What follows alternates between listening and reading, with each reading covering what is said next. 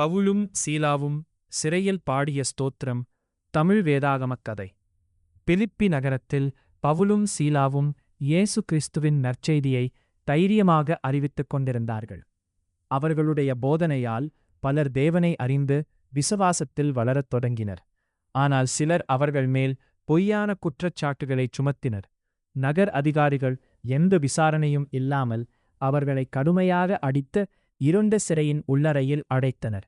அவர்களுடைய கால்கள் மரக்கட்டையில் பூட்டப்பட்டன.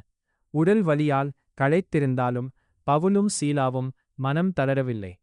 நள்ளிரவு நேரத்தில் அவர்கள் தேவனை நோக்கி ஜெபித்தார்கள். அதன் பிறகு துன்பத்தின் நடுவிலும் தேவனை புகழ்ந்து ஸ்தோத்திரப் பாடல்களை பாடத் தொடங்கினார்கள். அவர்களுடைய பாடலை மற்ற கைதிகள் ஆச்சரியத்துடன் கேட்டுக்கொண்டிருந்தார்கள். திடீரென்று ஒரு பெரிய பூகம்பம் ஏற்பட்டது.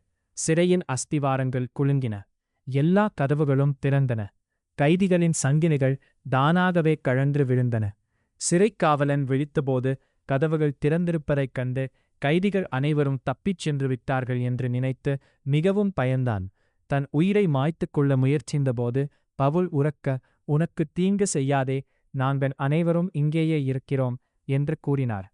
அதைக் கேட்ட சிறைக்காவலன் நடுங்கியபடி பவுலிடமும் சீலாவிடமும் வந்து, "ஆண்டவர்களே, நான் இரட்சிக்கப்பட என்ன செய்ய வேண்டும்?" என்று கேட்டான்.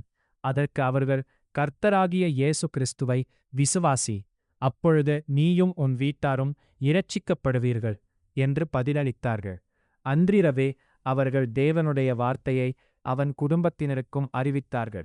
அவர்கள் அனைவரும் இயேசுவை விசுவாசித்து ஞான ஸ்நானம் பெற்றார்கள். சிறைக்காவலன் மகிழ்ச்சியுடன் பவுலையும் சீலாவையும் உபசரித்தான்.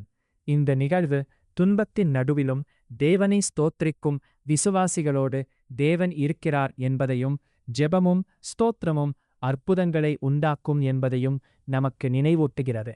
வேதாகமக் குறிப்பு அப்போஸ்தலர் 16:40. இந்த கதையின் பாடம்: துன்பத்திலும் தேவனை நம்புங்கள்.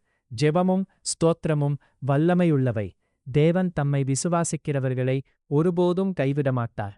உண்மையான இரட்சிப்பு இயேசு கிறிஸ்துவின் மூலம் மட்டுமே கிடைக்கிறது.